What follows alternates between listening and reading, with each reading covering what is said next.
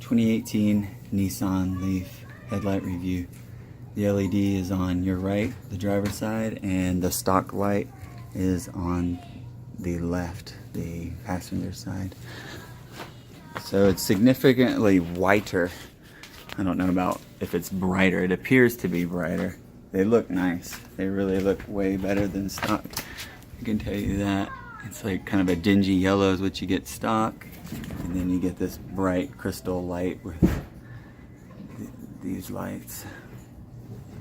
Next thing I'm going to change is I'm going to change out the running lights to some LEDs, but they look great. If you're going to switch out the brights, you're going to have to get one that is similar, because on this light you see how it curves like that. That's all there is room for that. I'm going to take it off and I'll show you if you see it. Get my finger for reference. You don't have any room for the LED because it would stick out about 2 inches further. But sorry for the bad video. That's what it is. Stock light.